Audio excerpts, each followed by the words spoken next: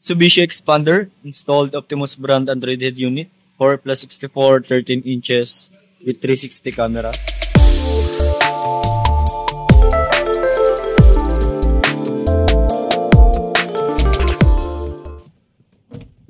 Optimus brand Android head unit, 4 plus 64, 2K screen resolution, 13 inches yung screen size, Apple CarPlay and Android Auto wireless.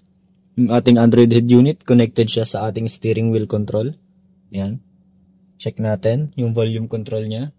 Yan, working.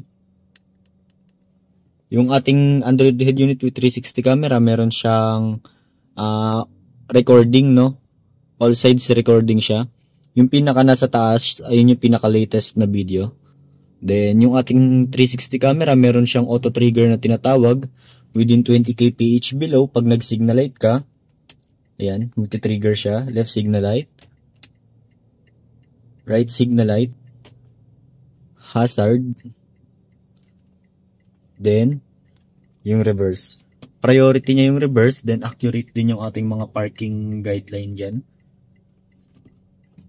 Then, yung ating Android head unit, meron siyang online and offline voice command. Ang ating offline voice command, built-in siya sa ating Android head unit. Meron siyang mga preset voice commands. Yan. Halimbawa, ayan, naka-off siya. On lang natin pagagamitin. Halimbawa, screen off, screen on, volume up, open the radio, next track.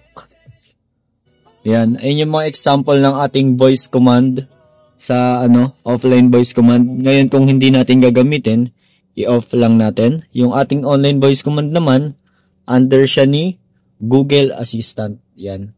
Pag gagamitin natin siya, kay Google Assistant, pwede tayong magbigay ng mga specific voice command, no?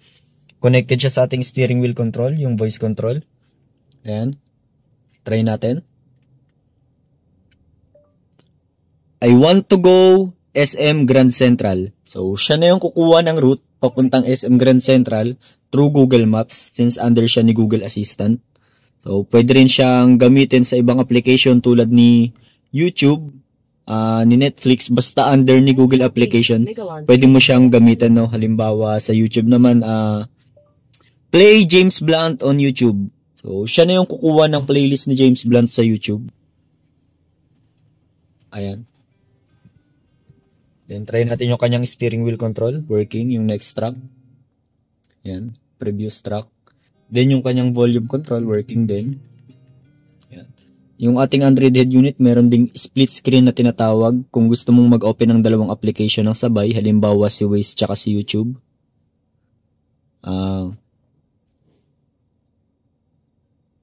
Pag na-open mo na yung dalawang application ng sabay, pinutin mo lang yung box icon sa taas, then ilong press mo yung application. Pag may lumabas sa dalawang gilid, i-drag mo lang. Sa kabila naman, dito ka pipili ng application na gusto mong i-split screen. Ayan. So, pwede kang mag-Waze habang nag-YouTube. Pag i-close mo siya, i-slide mo lang siya. Ayan.